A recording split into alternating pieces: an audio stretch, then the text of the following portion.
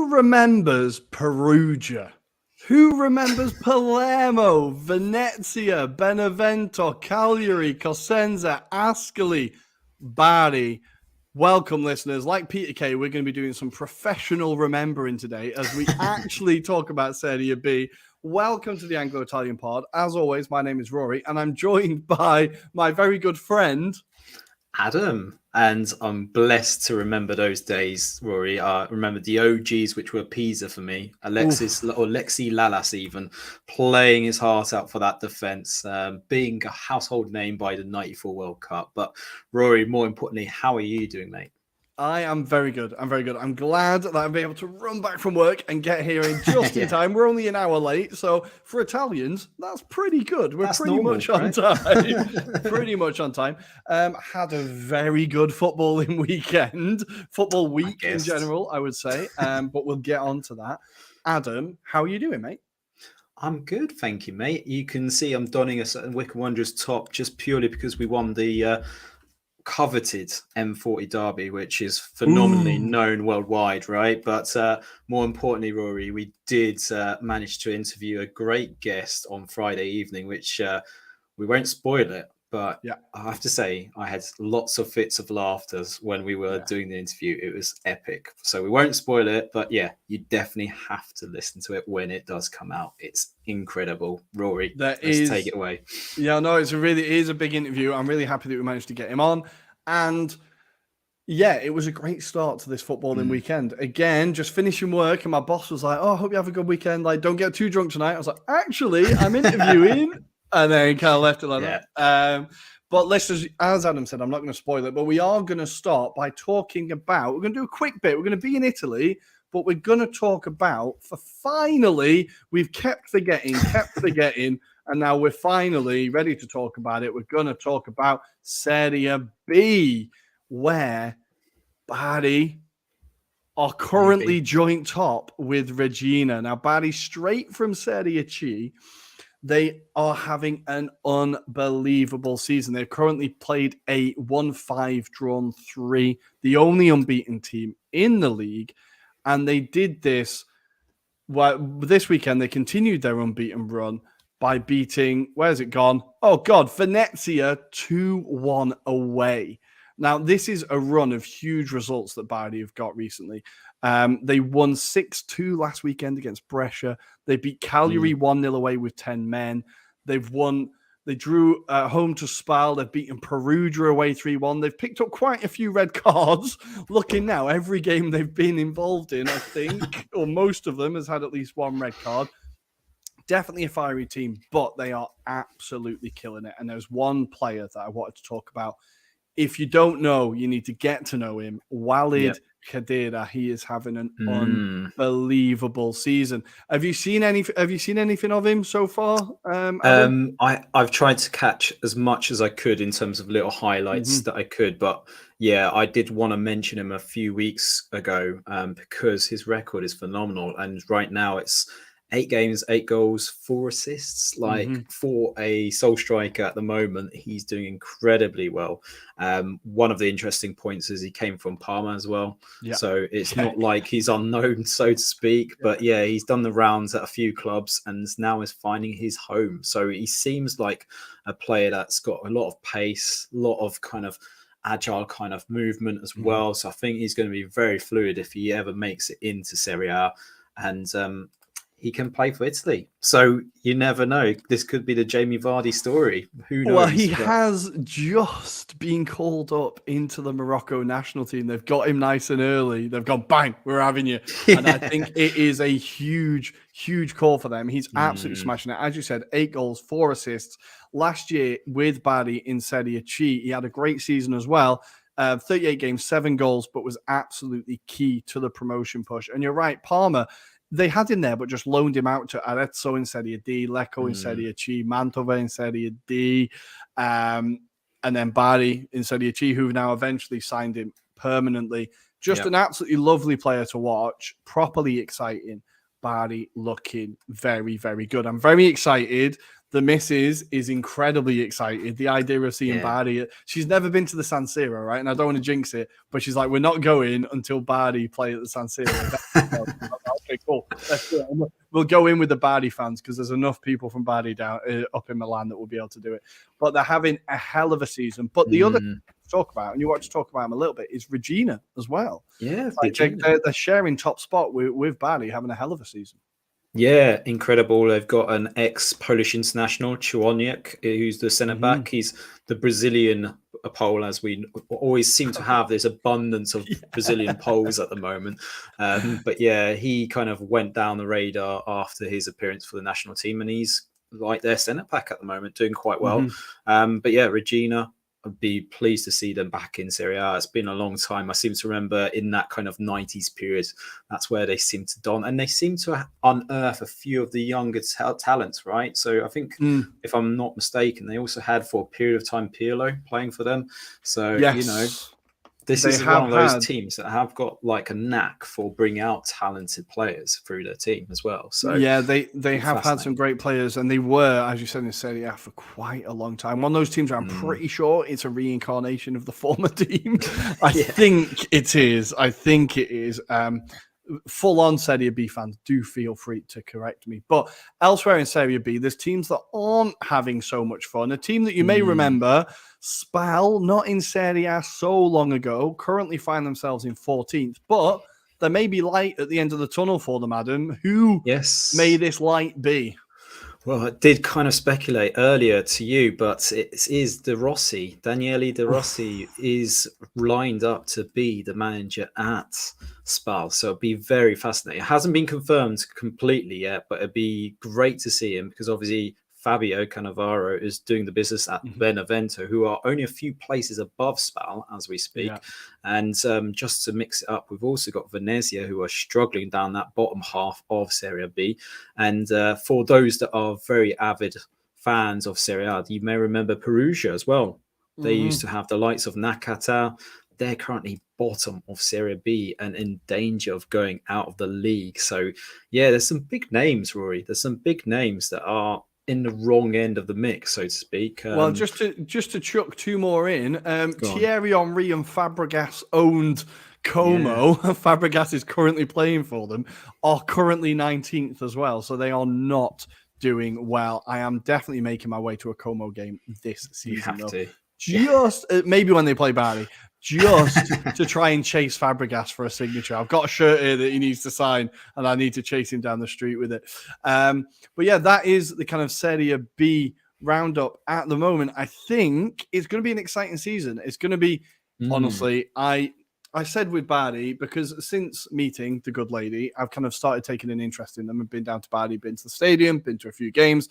And you can see how huge a club it is. It's just massive. The whole city is obsessed with it, but they were stuck in Serie C. They just could not get out. And for people who, like new listeners, new watchers, we did an episode last season, I want to say, where we talked about the difficulty of getting out of Serie C. So if you're not aware, it's like a regional league and then all the playoffs, and it all leads to one final game. And it's literally like 8 games, 8 two-legged ties to get to this final.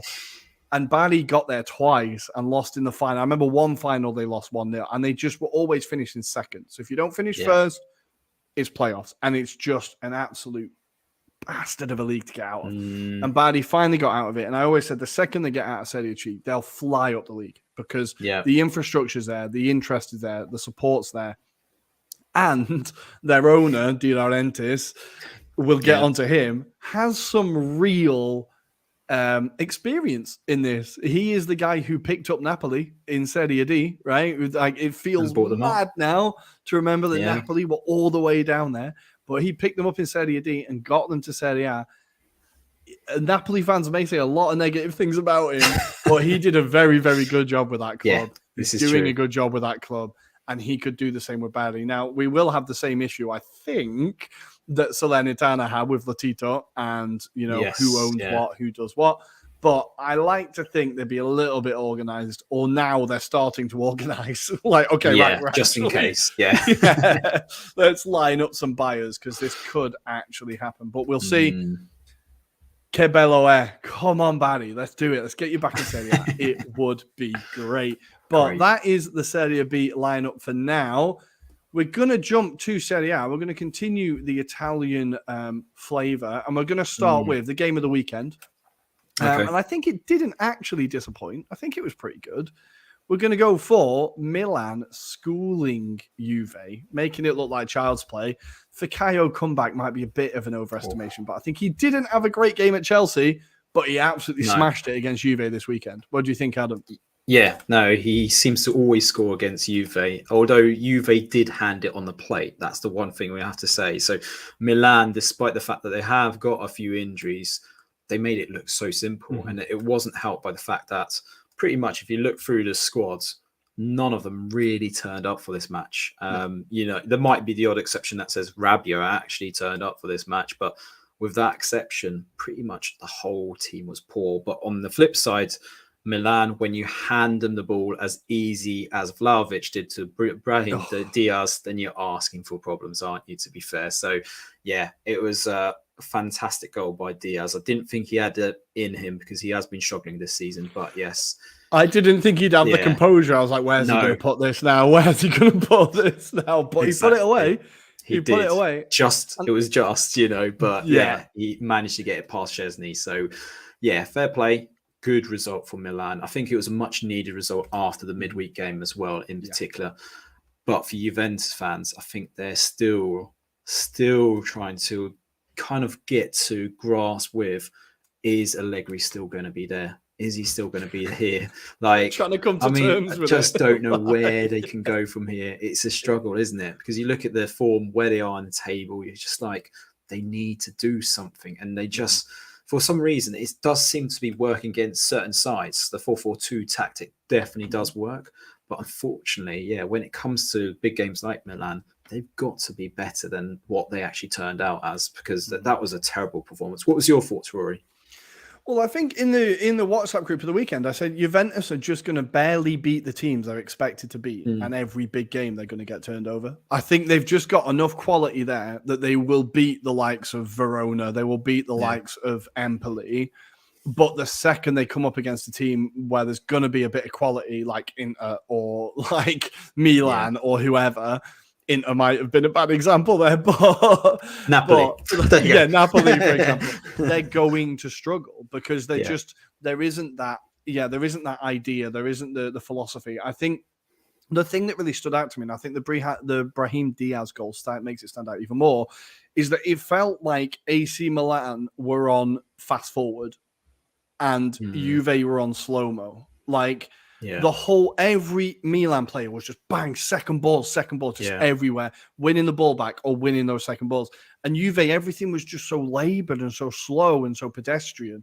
And I thought it felt like they were playing walking football. It was awful to watch. And the Vlahovic pass just summed it up. He had all the time in the world. He passes it backwards. He gives it away. And Diaz runs past 2-3 of the defenders because they can't. Bonucci in particular was Bonucci, who I'm going to get onto. And Szczesny arguably should do better there. Should have a stronger arm, I think. But I just felt like Milan were just, if you didn't know that Juventus were so bad, you'd think that Milan were doping because they were just so much quicker than them. But it's just that Juve were terrible. With Bonucci, he's a mad one because we know he's been a world-class defender, right? We know that he has, in his day, he's been world-class. This definitely isn't his day anymore. But there's an argument that the last couple of years, was he being carried by Chiellini? Yeah, I think so. I always felt like Chiellini was the better defender out of the two. I feel at times Bonucci's been very lucky to be in this first 11 personally, and I think the fact that he's there is just more. I think Allegri trusts him to do the job, whereas I don't think he's technically there. I don't think he's the best option. But then that said, I mean, in the system that Allegri deploys, what else do you expect? Like, they got rid of De Ligt. They've got Bremer, who clearly isn't the same Bremer from last season. He's not going to be allowed to go forward like he used to with Torino. So he's also coming into a team with no confidence as well, right? He's coming into a team where if you run out, maybe you don't get covered. Maybe you don't and I think with Bonucci, I think it's a point maybe that imagine that guy not playing and the influence he'd have in the changing room. Yeah. Like, we know that he is like a pain in the arse, right? Imagine not starting him and how much of a prick he would be. Like, I think he's only getting started because of the character he is. Now, I know that's a lot for players if you're a leader in the team, if you're a leader in the dressing room, etc. But I just feel like his performances are just not holding up anymore, and Juve need to get past this. I thought like maybe they got past it once Chiellini retired. They'd wake up and be like, okay, we have to get this new team, a bit of fresh blood into this team. And they have tried with Locatelli and with Vlahovic. And unfortunately, the blood in the dugout is old as fuck, but they need fresh blood in the dugout and a bit more in that team. Because I feel like Bonucci's just getting left behind. But we need to give Milan their plaudits. I thought they were absolutely ruthless. They dominated the game, never looked anywhere near in trouble. I thought like Tonali had a great game again. There were so many players where I thought they really stood out. Even Leao, he didn't get his goal, but he was absolutely fantastic. He was all over. Yeah, a constant threat throughout the 90 minutes. Milan I think you're right. It's massive for them to get back to winning ways. Massive, because that would have been a big humbling. I know there was a lot of like caveats with a lot of players injured. They still don't have Maignan. Still don't have a lot of players. But for them to get that W against Juve is huge. Juve in the mud. And I'm sorry, Juve fans, Allegri's there for a while, you know. They would have fired him at the international break if they were going to. What do you think? I think they're going to play it out until they get to the World Cup. And then this is where we might see a few managers being binned off. Now, we've said it before, a few pods before, they don't have the funds to really move him on. So it's going to be something drastic. I think there has to be someone available to be ready to take over. Someone like a Tuchel, someone like a Poch potentially. I know Poch is linked with Nice apparently. Whether that's actually going to take place, I don't know for sure. But I think Juve probably behind the scenes are looking secretly at options, to be fair. But it's just a question of I can't see them actually moving him on, because I think it's not just him. They have to change the mentality, the whole squad thing. And as you rightly said, they need young blood. I was going to ask you, though, just quickly to summarize this. Do you think the players kind of fit the style that he's trying to deploy? Because it seems like it's a mishmash of players really still, even though Allegri's been able to like bring players like Milik, I think, was just by chance. He was just someone that was available, right? And he's turned out good. But then you look at Paredes, for example, Di Maria hasn't really set the world on fire. And I can see them having to spend more money to get rid of these players. What's your thoughts? I think they're kind of in a similar situation to like where United, I'm going to say were, right? I'm going to say United have made a step. Like, I think they're similar to where United were, and they're buying the big names like Di Maria and stuff. And they're kind of thinking about like, even the United and Juve ties for me are huge, but like the Rabiot thing, right? Like United go for him because he's someone who's vaguely recognizable. Juve went for him because he was vaguely recognizable as a prospect from PSG, right? There was no one at PSG who particularly rated him. Like, I feel like their whole scouting thing over the last couple of years has been pretty terrible. And I actually don't know how much influence Allegri has on signings. I get the feeling he doesn't really have much at all. From the All or Nothing documentary, it felt like Nedved was kind of the sporting director, right? He's the one who brings players in, decides what direction the club's going in. We've talked before about Juventus, about how again, similar to United, the people upstairs not knowing what they're doing is affecting what's on the pitch. Like, is Allegri getting the best out of this squad? Absolutely not. But I don't think the mishmash of players in that squad is necessarily his fault. I think there are certain players that he's getting performances out of. Weirdly, Rabiot has been one of their best players, which says a lot. Like, he has been very good in that midfield. Vlahovic, he cannot get a tune out of at all, but Milik has been incredible. And it does kind of feel like they're accidentally finding things rather than it being a concerted plan. It's like, oh, that guy's actually all right, rather than like they're doing this to get the best out of him, if you know what I mean. Exactly. So I think it's all a bit accidental, I'm going to say, at Juve, and no one's really taking responsibility. What they should have done is given Igor Tudor the job. He was there. He was at the club. Exactly. He's done great at every club he's gone to since. They should have given him the job, and they massively missed the boat there. I think they really will live to regret that. But we're going to move on from Juve and Milan. Congratulations, Milan. Huge, huge win. And we're going to talk about, let's go for, very quickly, De Laurentiis winning in Italy. He's just winning. We've said Serie B Bari are currently tied top, and Napoli extend their lead at the top of Serie A, extend their lead to 2 points above Atalanta with an absolutely dominating 4-1 defeat of admittedly not a great Cremonese side. I'm starting to cycle back on my Cremonese are a decent team shout, as they really do look pretty terrible. I have to apologize to someone on Twitter I was arguing with about that. I'm stepping back on that because they look in trouble. But Napoli, just everybody scoring. What is going on? Yeah, it's incredible, isn't it? And the fact is, Spalletti actually rotated the players as well. So you had other players like stepping in, doing the work. Politano again having a fantastic match here. I know we will talk about Faradona again. Unfortunately, we have to talk about him because he was incredible. He went down, he got fouled, basically drew a foul for penalty for one of them, assisted another. Oh no, he actually chipped it, didn't he? He chipped the keeper for the one of the, I think it was third goal. So incredible goal. Simeone again looking really good. I know Raspadori started in this match, but Simeone, I love the fact that he was taking the ball and just laying it off. You're just laying it off, that was intelligent play that we saw at Verona that he's brought to this Napoli side. Who's Dries Mertens? You've got these players. It's incredible. It's absolutely incredible. Even Zielinski was coming off the bench for this match. I mean, Cremonese, on the other hand, it doesn't look too pretty. It has to be said. I mean, at the beginning of the season, there was a few results that you kind of went, they stand a chance. They might stay up. A bit like Lecce, right? We're going to talk about Lecce later, but it doesn't look too pretty. I think what helps Cremonese is there's a lot of shocking sides in that bottom half of that table at the moment. So it is very tight to call. And we'll talk about a certain Stankovic who's turned up at Sampdoria. And actually, Sampdoria probably had their best game of the season, even though it was a draw. But what's your thoughts otherwise? I think with Cremonese, it's weird. It's like you get those performances, and then you're like, okay, you have to capitalize on these at some point, otherwise your confidence is going to go. And I think the confidence has just gone. Like Dessers did get his first goal, so that is something that maybe he could build on and be like, right, okay, I've got my goal now, push on. Napoli just look incredible. They're playing, I've said it for a few years, they're the most exciting team in Serie A to watch. Their transfer window has been unbelievable. Like just every player, you're right, the depth they have, the fact that Simeone is like second choice, third choice striker and still banging in. I've got him in fantasy and I never start him because he never starts and he keeps scoring. I'm sorry, Simeone, I'm going to play you.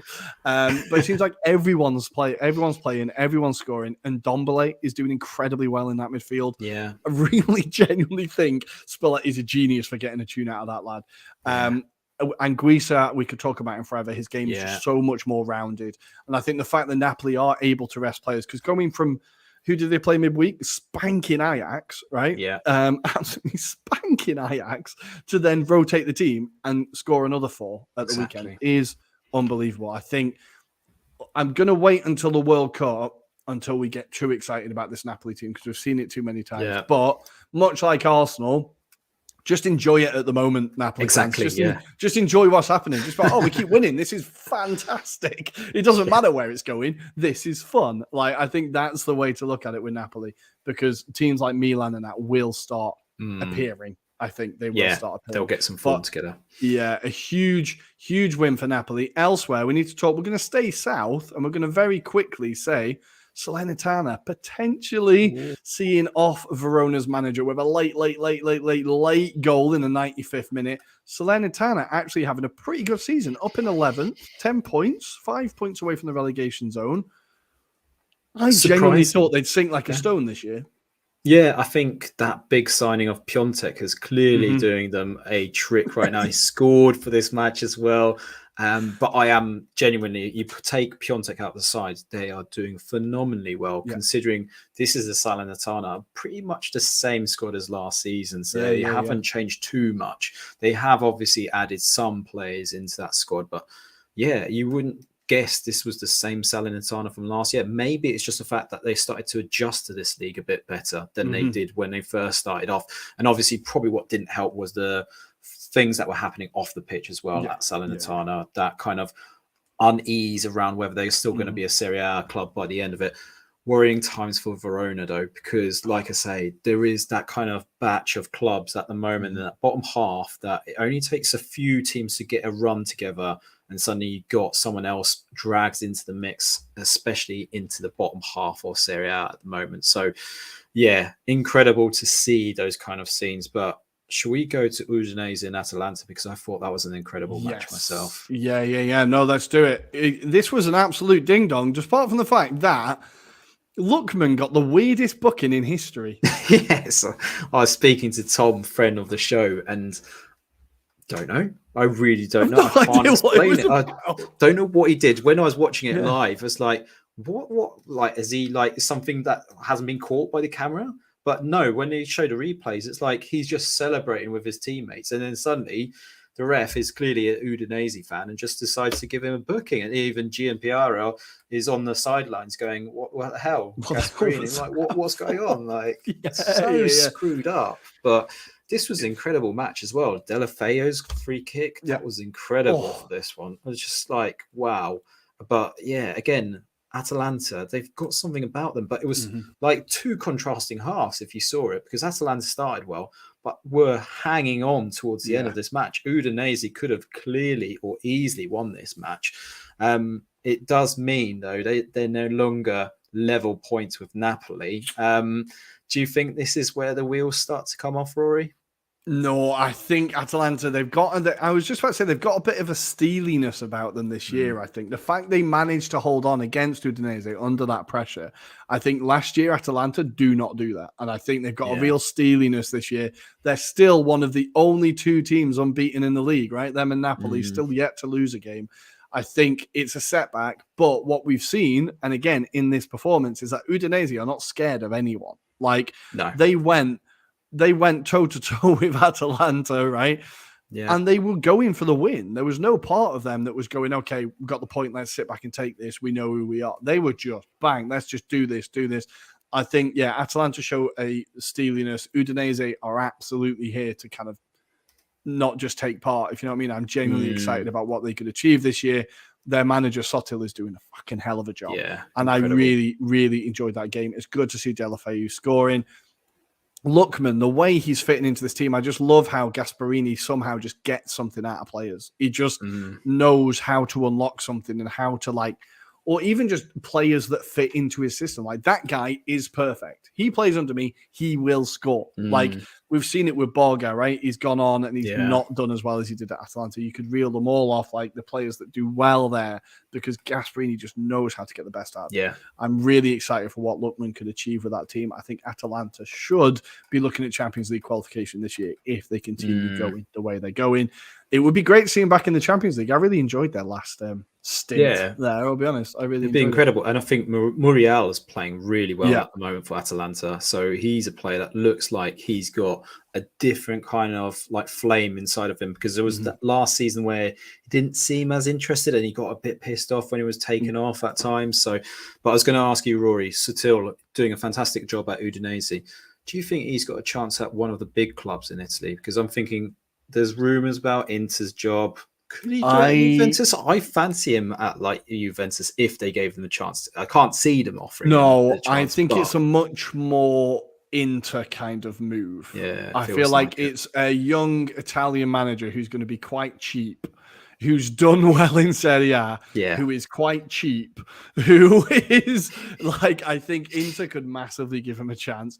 I think they've missed the boat on Stankovic, and they might be a little bit annoyed about that, which might make them hold on to Inzaghi a little bit longer, especially the fact they won this weekend, right? If he can string some results together, away to Sassuolo is not an easy game, but they did get the win. But I think Juve would not be that brave. Juve definitely want the big name. They definitely want a Poch. They definitely want a kind of I think it's more of an Inter move. And Inter could do worse if I think give him a season at Udinese, see what he does. It'd be pretty exciting. Definitely. But Udinese definitely worth watching this year. If you ever get a chance, listener, viewer, just give them a watch. They're fantastic. Elsewhere, Monza, egg all over my face. I say Cremonese were good. Monza were definitely relegated. Monza are now 12th on 10 points. Cremonese on 19th on 3 points. Monza win. And Pablo Mari, great, gets the second. Arsenal Twitter kind of exploded when Pablo Mari scored. Oh my God, it's happened. Monza putting together some really good form. That is now Three on the bounce, I think, isn't it? Third win in Since that Juve win, it's just continuous, like incredible. Like I was just looking myself, where are they in the table? And yeah, they're doing all right, considering they were rock bottom at one point. They've done all right to like kind of bring themselves back into it. And that's what I was saying about the fact that you've got the kind of host, the cluster of these clubs that once you get a run together, you pull yourself out of it because it is so tight at the bottom. I'm worried about Fiorentina personally, Rory. They're losing 2-0 as we speak. Yeah, before we do that, just want to summarize with this game, Monza Spezia. Spezia, Dragovski, even the goalkeeper, he's been linked with a move to Leicester City. I don't know if you saw this, but yeah, he's been linked with a January transfer, which seems a bit like random, given the circumstances, because he only just joined them from Fiorentina. But would you see that happening if Leicester City give money to like Spezia? Do you think Spezia are likely to cash in on him this early? I think any Premier League money, Spezia, club like Spezia can't afford to turn down, really. Like the money, if they can get what they want for him, I think, look, he was pretty good at Fiorentina, I think. They've definitely upgraded. He had his moments. He had his moments. He had his... I had him in Calcio. I had him in Fanta Calcio, and he never kept a clean sheet. Never. So maybe the more I think about it, I think he's capable of making good saves, but you're not going to keep many clean sheets. No. I think he's definitely an upgrade on Danny Ward. Let's not he's definitely an upgrade on him. But yeah, I think Spezia, if a Premier League club comes knocking, ask for 6-7 million. No way Spezia can afford to turn that down, really. So I think it could be a good move for both teams, really. He's not world class, but he's a decent steady keeper. He's a decent steady keeper. Leicester could do worse. In Serie A, I was just looking at Monza's fixtures, so they do have Milan away next in Serie A. But then they have Bologna, Verona. So they've got a few winnable games. They could go on a bit of a run. I think January looks bloody horrible for them. But they're in a very good run. Great to see. Silvio will be smiling. We need to, I think it's time, go to the Premier League, though. That is our Serie A roundup for now. We're going to do a quick Champions League preview and Europa League preview, I think, as well, right? That's this week. We'll try to, yeah. We'll try to. It is this week. So much football. But we're going to start the only place we can start, and that is at the bloody Emirates, people. How the hell? What is going on? I don't understand. When it was 2-2, so I'm going to go on into the game, but when it was 2-2, I thought, right, if we lose this, and it did look like we could lose it at a point, I was like, how would I feel about it? And I said, well, at the beginning of last week, if someone had said to me, right, you've got Tottenham and Liverpool back-to-back, how many points are you happy with? If I'd have said 3, I would have been delighted. Sorry, that's the dog. 2, I probably wouldn't have been disappointed with. 6 is fucking mental. I don't understand how we've done it. What can I say? I don't know. I think there were some contentious decisions, obviously. I think we definitely should have had a penalty against us. I think the only kind of slight argument I've seen for it not being a penalty is that it does hit Gabrielle's chest before it hits his hand, but his hand is still in an unnatural position. If that's a Liverpool player and it's down the other end, I am fuming we didn't get that. So I definitely understand that one.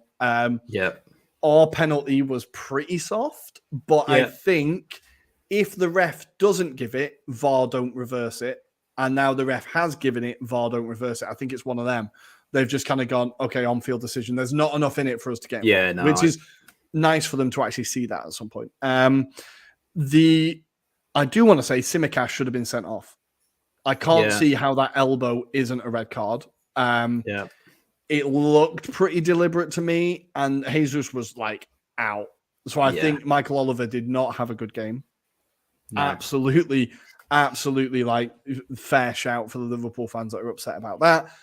What I would say is overall, I think we deserve to win the game. Before I give my kind of shout outs to the players who surprised me and impressed me the most, what did you make of the game? I thought it was fascinating. Really good game, matchup. Really good game. I thought it was, I mean, the fact that you took the lead within 58 seconds, just mind-boggling. To think that Liverpool were that open.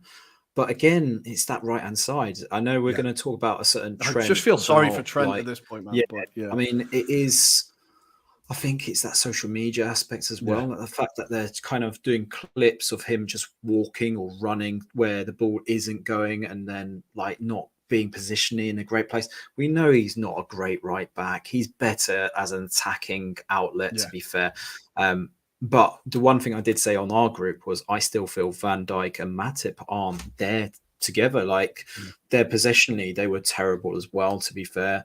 One other point I'd say about Arsenal, Gabrielle, not a great game for him, to be fair. I mean, there's a few in a row now as well. It's a few in a row. Nunes goal, wasn't it? Where he kind of, I don't know why he does it, because as a centre back, you're kind of told just clear the ball. And if you can't get a clear connection, just get yourself into that position where you're blocking the ball. But for some reason, he tries to hook the ball. He always throws a foot at it. He always throws a foot at it. I just don't know why he does that. So that like leaves Saliba having to run across, and then he's out of position. And Gabriel's kind of with Nunes, so to speak, but he doesn't really get there. So yeah, I think we said offline that he's probably someone that they need to look at replacing. And you kind of suggested maybe bringing White into the middle and maybe just balancing out with Tierney and Zinchenko on the wings. But Tomiyasu had a fantastic game as well, to be fair. I mean, that was incredible. One other point that I'll make, though, just before I let you have a go, I thought in terms of midfield, Liverpool-wise, the way they set up, Henderson should have done a lot more, especially for, I think it was the second goal that Arsenal scored, because he kind of was, and this is the goal that Trent was called out for. Actually, it was. It's not his fault. I don't think it's his fault. The first bit isn't his fault. The second bit of the goal is his fault. Yes, but the first bit, and I think before I get into Arsenal, I think with Liverpool we do need to talk about it. I think what we're seeing is that it's a very high risk strategy that they play. Their tactics are high risk. It's full throttle. It's high line. It is like, we are going to score 8 if you score 7, right? And that is a kind of like, it is that kind of football. So when you stop doing that, and when the press isn't as intense, it all kind of falls apart behind, and it's exposed more behind. So when that front four of Liverpool aren't pressing and aren't pushing Arsenal back, of course, there's space behind Trent, because that's what there's always been space behind Trent. That's always been there. The weaknesses in his game have always been there. They're just being exposed more because the rest of the team aren't doing the job as well. I think I genuinely feel sorry for Trent at this point, because I think he's not as bad as people say he is. Much like Maguire, he's not as bad as people say he is. And he's in a system that isn't working at the moment. He's in a team that isn't playing well at the moment. And that's not to take any responsibility away from him, because he's also not playing well, but he's being exposed more because the system's kind of fallen apart. I think the fact that we lost the midfield battle in the first half, I was fuming, because that midfield is not good. That's their weakest point. The Henderson, Thiago, like it was so there to be got at, and we just couldn't get our foot on the ball. But I think the fact that midfield is not able to do its job as well as it did, is exposing it more, and is like, Van Dijk hasn't turned shit overnight. Like, football Twitter is the worst place. Like, he is still a world-class centre-back. He's just having to do more. He's just having more people run at him. And I think the first Arsenal goal shows it completely. Liverpool never start games that slowly. Never. No. And there was a point where the commentator said, Liverpool cannot keep up with Arsenal. Like, Liverpool have been the fastest team in the league for the past 5 years. Like 6 years, they have just been 100 miles an hour. And I think what we're seeing is that it is slowing down. It is like, we've talked about it before, but the psychological impact of not winning all those competitions, honestly, it's huge. And I think that's what we're seeing. And Klopp's kind of gone, this idea was working 6 months ago. How is it not working now? Yeah. And like, you can see the frustration from everyone. You can see the frustration. Look, they are still going to get Europe this year. They still gave us an absolute game. I think, like, on a different day, they win. They win. But I think we showed just that cutting edge, a little bit more quality, and a little bit more just intensity. I think by the end of the game, like, once we got the third goal, we never let Liverpool back into the game. I think the last 10, 15 minutes were actually pretty comfortable. Apart from the last 2-3 minutes where his back's to the wall, I think the rest of the game was actually pretty comfortable. The tactical masterstroke from Arteta to bring in Tomiyasu at left back it's that is a masterstroke. He's gone, right, we need to keep Salah quiet. In the past, Tierney has struggled against Salah. Like, Salah's always had him. And I love that Arteta's able to drop Tierney without upsetting him and say, look, this just isn't the game for you. Like, I love you. You're one of our best players, but this just isn't the game for you. For this game, we need this guy. And it shows that the squad have bought into the team ethic. They bought into each person has their job. Now, for Tomiyasu, right-footed, I don't know if he's right-footed or left-footed. He's easy on both sides. He can play all across the back four. I think there was a point where we had 4 centre-backs on the pitch and they were all able to play each position, basically. Yeah. Like, apart from Gabrielle, who I'll talk of about. Course. But, like, Tomiyasu can switch to right-back if we need to. And, like, I'm sure Ben White can do a job at left-back. And all of a sudden, you've got 4 centre-backs. So whenever Liverpool got the ball forward, we were winning it in the air every time. They're all good with their feet. So on the ground, you can't, like, they're difficult to beat. And to see our defense this good is honestly, I know we conceded 2, but I think this is the best defense we've had in a very long time. And just the unity is unbelievable. Saliba had a great game again. There was a moment where he just freaking pushed Jota off the ball and just kind of looked at him. I was like, this guy's 21 and he's absolutely killing it. Yeah. He did have a close call where he nearly put it into the net and Ramsdale had to save it. Yeah. But I think, again, he was in a tricky spot. It reminded me of the own goal against Leicester where he just had to do something. Yeah, he had to stick out a leg, didn't he? And it just, thankfully, Ramsdale was there this time. But I think we've not even talked about Gabrielle Martinelli and just the development from now. When he came, everyone was like, this kid's good. Right, but he was so raw. He was so raw and so unpolished, and just ran 100 miles an hour was knackered by the 60th minute. Right, and you're like, okay, now if he could finish a game, it'd be great. Now he has that same intensity, but he kind of measures it out, and he still manages to like just run forever. Defensively, he wins the ball back so many times. Like he's just his grit, everything about him. I just think, how have we got this guy for 6 million? How have we done it? There's one bit where he was just in the middle of the park where he picks up the ball and you're not anticipating him to actually do much because there was about 4, I think, Liverpool players around him, but he manages to skip past all of them and then lays off the ball and then just carry on running. It was incredible. Like his game has matured so much. And I know in the All or Nothing, they say he's really like clever, you know, he's got the confidence, but that maturity to be able to control the ball. He was like Thierry Henry. That's the kind of thing Thierry Henry would do, where he'd be bossing and dictating the play. And it's rubbing off at the right time for Arsenal. The only shame is, if you think about this month could be quite a big month for Arsenal season potentially, because you go then into the World Cup, right? You think about it, they probably want that to continue, the form. They want that to continue. They don't want it to end right now. So this is the only other aspect I'd say about Arsenal. They don't want this to end. Yeah, I kind of get the feeling that Arteta is definitely treating it as 2 separate seasons. I kind of get the feeling that he's been like, right, we just need to go all out for the first bit and just see how many points we can get. And then we come back after the World Cup and look at what we're aiming to achieve. Yeah. I get that feeling that he's just like, guys, we have to give it everything until November. And then we come back in January and be like, right, okay, what realistically can we do? I think the excitement about this team isn't even for this season. It's not even for this season. It's the fact that it's the youngest team in the league and they're this good. Like if we're not going to win the league this year, we're not going to. I know we're not. But the excitement in me isn't for May. It's for the next few years. It's for 3-4 years' time where I'm like, if we keep this unit together, and it looks like Martinelli, Saliba, and Saka are all about to sign new long-term contracts, which is huge.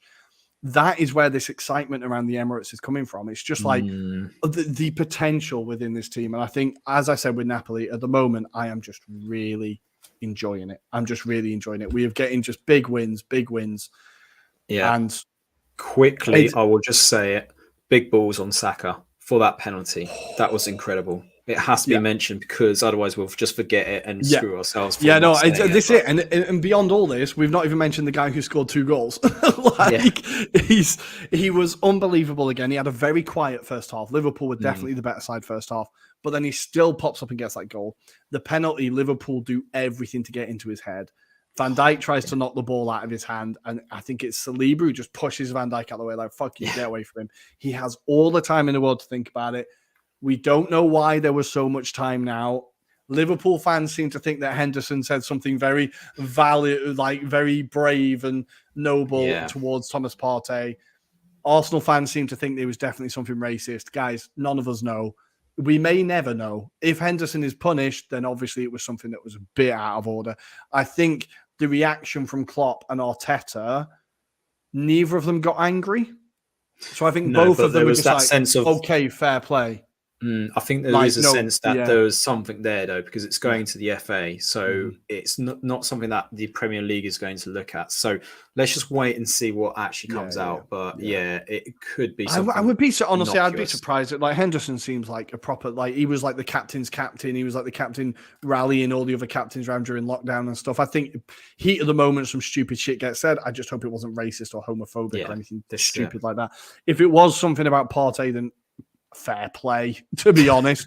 I'm not particularly happy he's in the team either, but modern football is a bin fire.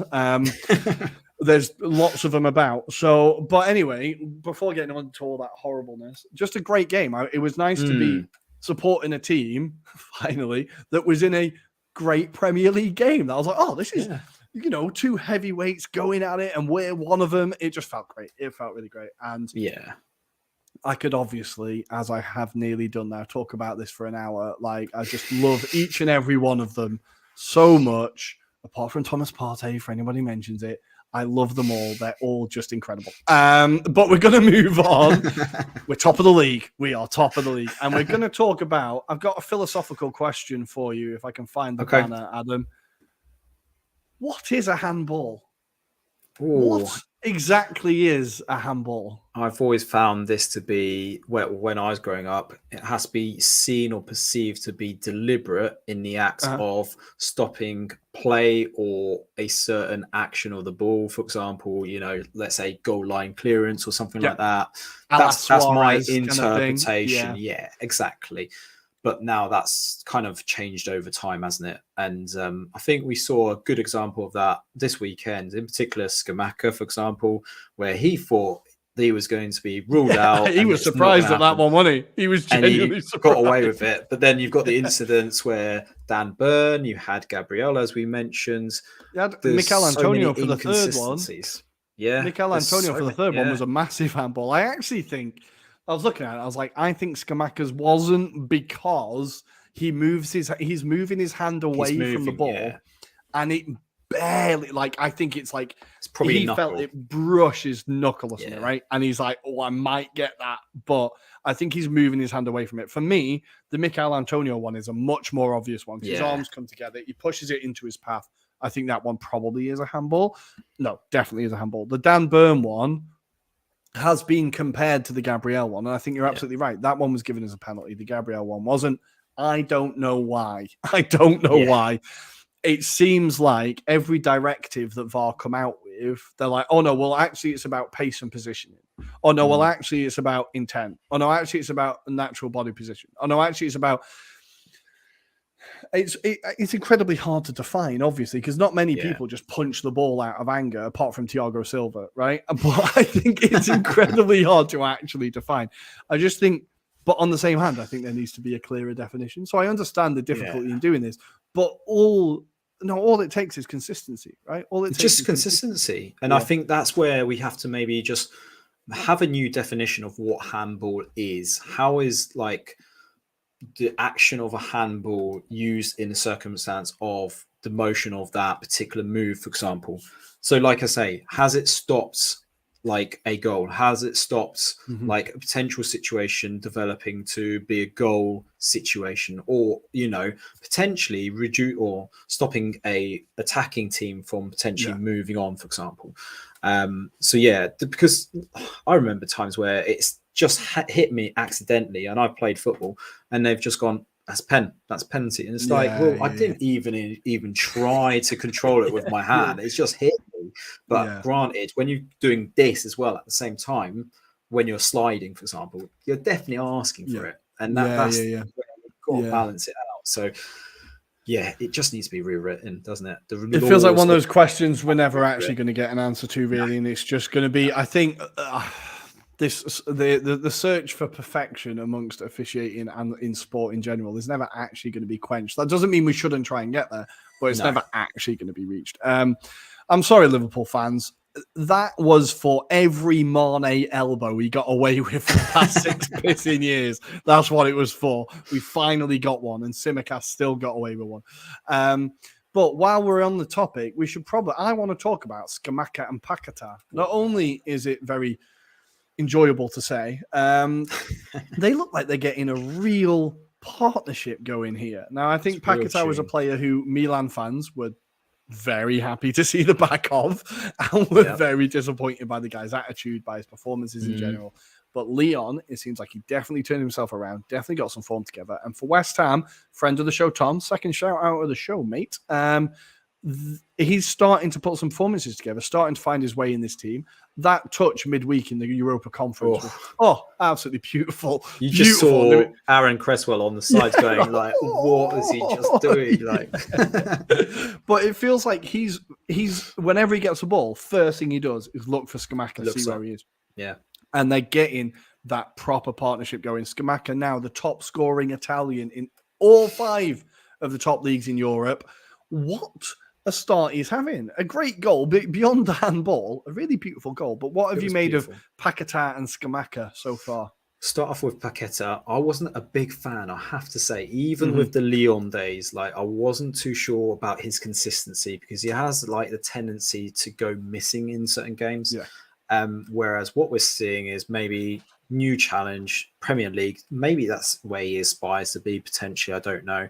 But he's really putting in performances right now and is bringing a bit of flair to what is normally a workman-like West Ham side, it has to be said.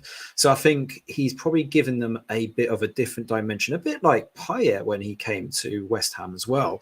Like, obviously, that was a different kind of player for that system. And I think this is really helping out, potentially, maybe West Ham to evolve their game. Because, like we said, West Ham have been very workman-like. If we kind of reckon it against the last 2 seasons, he's definitely an upgrade, that's for sure. So fair play. Let's see how he continues for the rest of the season, because I'm not keen to kind of say, yes, we've seen the best out of him, but potentially he could be even better as well. This is a thing.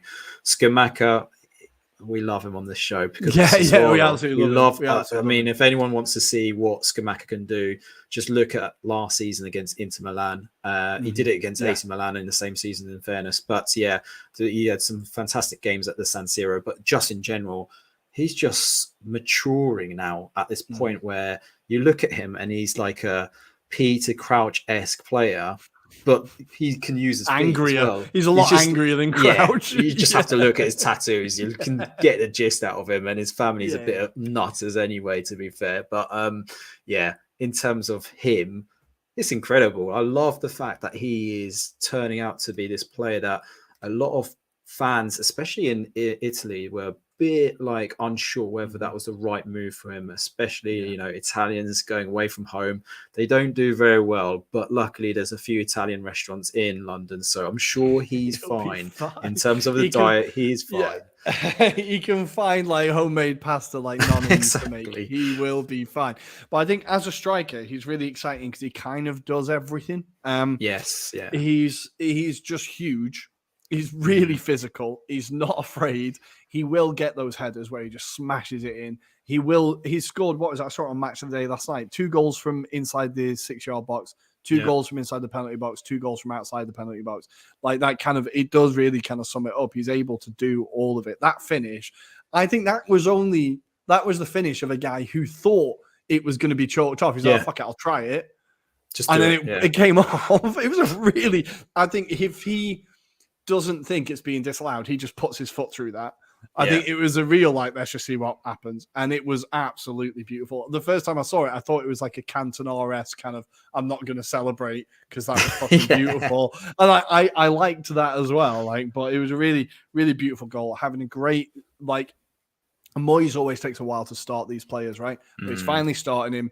And them being able to bring on Michail Antonio for the last 10, 15 minutes, that is like perfect for Antonio, right? Like It's perfect for playing Moyes as well. Yeah, That's perfect for Moyes. He wants yeah. someone that can go on, add a bit of quality, and then he puts on Antonio to bulldoze them and just use his pace and Pace do the stuff and that he. quality. Like I Yeah, do like Antonio, yeah, but he is able to come off the bench. If they can get Antonio happy with that kind of system, yeah. I think that's a hell of an option for them. And like, thankfully, West Ham are starting to put a bit of a run together now.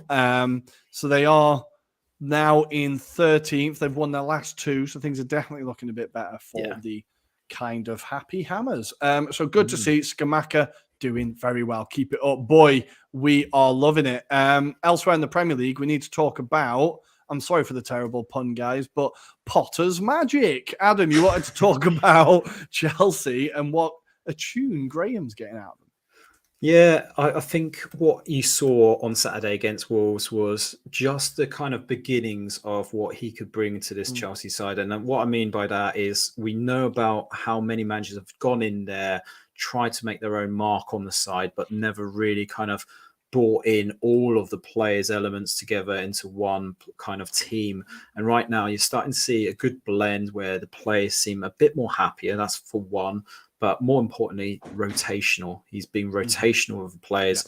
Pulisic pulling in a fantastic performance. He got a game. The whole of America cheered as he finally got a game. But the other thing is Mason Mount. Mason Mount has come under some criticism, and deservedly so, in my kind of opinion, because we saw promise, but he's gone missing for a while. And you could see what he added in this game in particular. So what you want to see now going forward is that he can do it against the bigger sides, because Wolves, let's be honest, they are struggling right now. They haven't got a manager. Diego Costa, obviously being the star man, which kind of says its own story in itself. But yeah, it's not great times for Wolves. But Chelsea looking like the side that we know they can be, which is dangerous and a side that you don't want to be facing when they're on form. Rory, your thoughts on Graham Potter? I'm gutted he's doing a good job for that lot, but I'm also happy he's doing a good job. I think, he's just able to get the football is always going to be a bit more attractive than it was ever going to be under Thomas Tuchel. I think Tuchel had lots of strengths, but attractive football wasn't really one of them. And I think, give him time. And that is the big question. Will Chelsea give him time? But he could really get some real performances and some real improvement out of players. I also think he could get a real good tune out of Aubameyang. If Aubameyang is in the period where he actually gives a shit and pays attention, I feel like Potter that could be a huge thing for him of having that focal point. But Brozier came on, scored. They do still have options. And I do wonder if part of the Potter appointment was that Chelsea want to switch more to a kind of producing players thing. Because they do have a great academy. They just never use it. So I think maybe Potter will be able to play a few more players like Brozier and will get the chance to actually give him a shout. So we'll see. It's exciting. It is definitely exciting for Chelsea and for Graham. Elsewhere in the Premier League, I just wanted to give a very quick shout out to, this is now my 5th time of trying to spell his bloody name. I was going to go full name, but I'm being a wimp. Eberechi Eze. Eberechi Eze. I was trying to type and I kept getting it wrong. What a goal. He had an absolute, that Elise Eze Edward thing going on at Palace. Zaha, I didn't even get Zaha in there. He's just delightful. I think it was a great game. Leeds started really brightly, but Palace came into it, got the game done. Really, really, I think I was reading now that Patrick Vieira is having the best start a Palace manager has made since 1978-79. It is unbelievable what he's doing at that club at the moment. The fans are absolutely in love with him and the football. It was a game where on the Sunday in the past, Crystal Palace Leeds might have been a game that I'd been I might wait till the next one. Like kind of Villa Wolves would be now, if you know what I mean. But that game, I was like, I cannot wait to see this game. I'm going to sit down and watch it and really enjoy myself. And I really did. And the Eze goal was definitely the highlight. That shoulder drop that he always does. Oh, it's beautiful. Please get him at Arsenal one day. Just please get him at Arsenal one day. I'd absolutely love him there. What a player. Palace starting to pick up points. We said they would.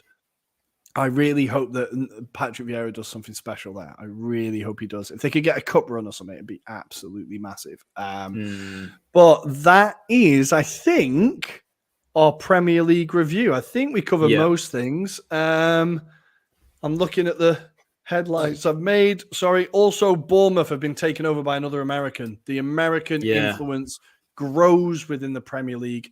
Bill Foley, owner of a Las Vegas ice hockey team, I think it is. It looks like he's due to take over at Bournemouth. Good for them. 120 million buyout. Quite exciting. What do you think? I think they needed the investment because under the Russian owner, Maxim, I've forgotten his surname, but they were. I can't remember, but certainly they were in a position where they needed investment because they weren't going to be sustainable going forward. What doesn't help is Dean Court Road. It's not a massive stadium, so that's where most of the money is hemorrhaging because they've got small stadium. They have got plans. It's a 30,000 seat stadium in Bournemouth, but that's going to take a while. As we know, stadiums don't grow overnight, unfortunately. And Bournemouth as well. I mean, you've got that situation where there's no manager technically, so he goes into it potentially making his own mark. But on the form that Gary O'Neill is producing right now, you'd be a fool to get rid of him. He's getting unbeaten in 5. Exactly. So why get rid of him? If anything, leave him to the end of the season. Maybe just give him some money, see what he can do with that squad. Because let's be honest, the signings they did bring weren't like kind of Premier League-esque like players. So not really. Let's just give him some money to see what he could maybe bring in. I mean, you've only got Harry Redknapp, who knows all the contacts, right? Wheeling and dealing. He can help him out. He's only 25 minutes. I'm pretty sure he's Sandbags. I'm pretty sure he's like that picture of Mourinho waiting outside the stadium. Just Redknapp stood in the car park. Just, is he still out there? Like 3 o'clock on the Wednesday afternoon? Yeah, he's still out there. Still out there. Still in his Land Rover, like talking to some reporters. But He's still. It wouldn't surprise me. It wouldn't surprise. I think that'd be a really clever move for them. To be fair, get someone like a Harry Redknapp, director of football, maybe oversee getting some players in because they can produce some really good players. Jadon Anthony is another one we have to keep an eye out on because he looks the business at the moment.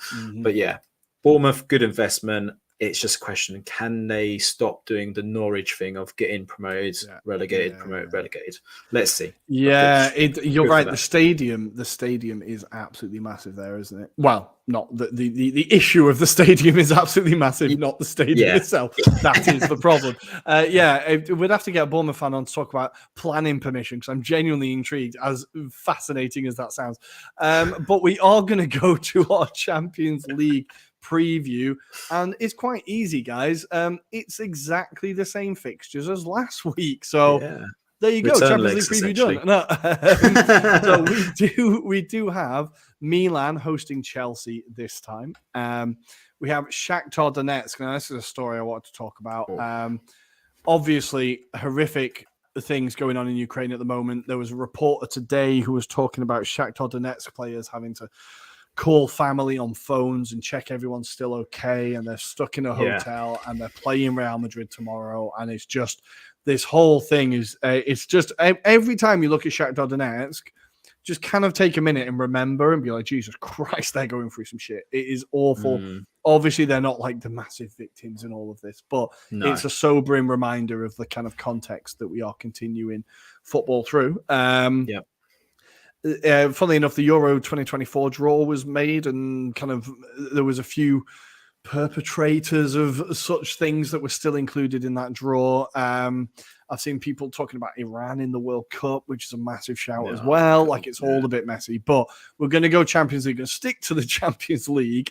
Milan, Chelsea. Do you think Milan can exact revenge against Chelsea? How are we feeling about it? I hope so, just to shut up Jamie O'Hara talking about how crap the Italian league is and how embarrassing Milan are, because that certainly wasn't the Milan side that we know anyway, in Serie A.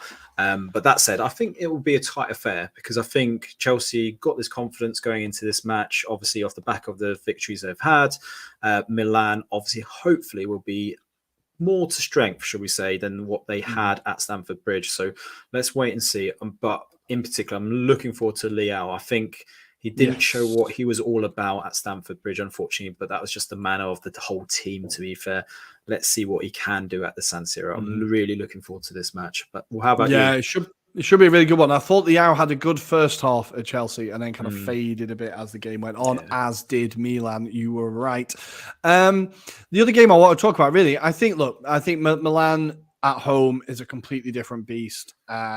Graham Potter, it feels like the first big historical stadium he's managed out off the top of my head. It could be a big occasion, if you know what I mean, like exactly. San Siro on a bike. Is big. So I think it's a big test for Graham Potter. It's a big test for him, but we will see. The other game I want to talk about, there's kind of some bad blood between these teams now. Napoli hosting Ajax after absolutely slapping them at home.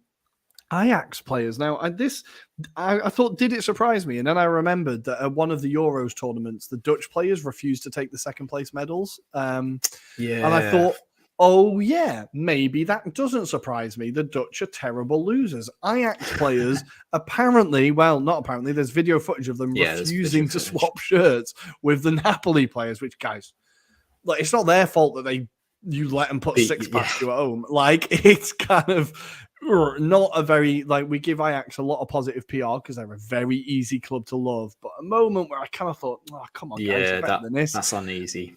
Yeah, it's just a bit classless, isn't it? But Napoli will be feeling confident coming into this game. The San Paolo or the Diego Maradona Stadium on a Champions League night welcoming Ajax is going to be intense. That is definitely a game that should be. I'm not going to take my eyes off that one. That is going to be exciting. How are you feeling about that game? I'm really excited. It could be another obliteration for Ajax. It has to be said, but whether Ajax will implement something different in terms of system, they might just sit back and absorb it, which would be a bit depressing knowing the Ajax that has been free flowing up until that point. But it wouldn't surprise me if they go for, we need a point, let's get a point in Naples, should we say, and let's just go into this group stage at least finishing second behind Napoli, because obviously that would be a hell of achievement for Ajax because they've still got Liverpool. And obviously Rangers at home, they're going to be difficult. So, let's wait and see. One of the games I do want to mention quickly, Dortmund versus Sevilla, because Sevilla sacked Lopetegui after the match. Finally. And they brought in Georges Sampaoli, who was previously at Marseille. So that could be very interesting. Keep up, innit? But Dortmund, obviously, off the back of that 2-2 draw in the Klassiker against Bayern Munich, they brought it back. That Oliver Kahn reaction is absolutely beautiful. It's so good. I don't know why seeing him. It's been a while since Bayern Munich have had to suffer like that. That was brilliant. It was just something you had to take a picture of, wasn't there? Just the little hissy fit rattles and all the toys out of the pram, basically. Beautiful. And actually, do you say Union Berlin top of Bundesliga? Fucking madness. But there's one more game I wanted to talk about, or two, very quickly. Atletico Madrid absolutely banging trouble. In the group stage. Club Brugge, top of the group, 3 wins out of 3, absolutely killing it. Atletico Madrid bottom, 3 points from 3 games. That is a huge one. If Club Brugge managed to get a result there, that is absolutely massive.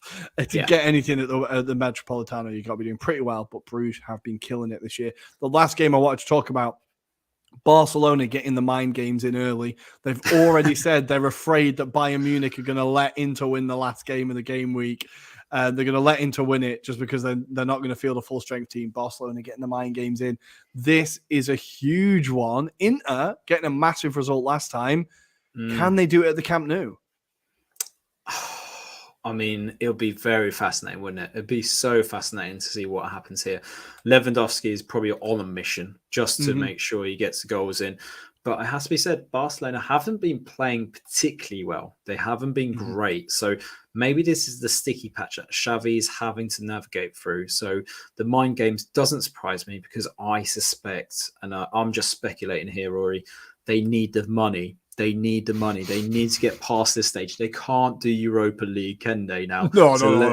Let's get out of this situation. So I suspect that's why they're trying to do the mind games. But I think Inter could just pull it off. The way they're going about their business, they weren't too bad against Sassuolo. They are getting a bit more confidence, and they proved what they can do, obviously. So yeah, let's wait and see. But I could We see a do 1-0 here. have to say a mental stat, though. Barcelona have only conceded 1 goal in the league in 8 games. Absolutely mental. So their defense is looking pretty tight at the moment. It's going to be a big ask for Inter, but I'm going to say they can at least get out there with a point, which, to be honest, would be a That'd be massive. big result for Inter in the context of the group. But that is us. I think we're finished, guys. There's so much football. It never ends. We love it, but it really does never end. Today is one of the days when there is Premier League football today, isn't there? Nottingham Forest and Aston Villa. It's 1-1 in the 85th minute. Emmanuel Dennis and Ashley Young scoring for Aston Villa. Bloody hell. And in Serie A, Fiorentina are now 4-0 down to Lazio at home. It won't even show me who all the scorers are. Vecino got 1 goal, guys. That's what I can tell you. You can look it up on your app when you hear this tomorrow. But we are finished, guys. I think that is us. Everything. My voice is going. I need some dinner. Anything to say before we go? Beautiful as ever. Just make sure you subscribe to our YouTube channel because we have got some fascinating stuff that we are going to share ahead of the World Cup as well as the interview that I did mention at the beginning of this show. There's going to be plenty of that content soon, so make sure you subscribe. But more importantly, Rory, I think we've come to the end. I think we are done. So we will see you again on Friday, listeners. Enjoy the Champions League. Enjoy your weeks. We will see you soon. Ciao.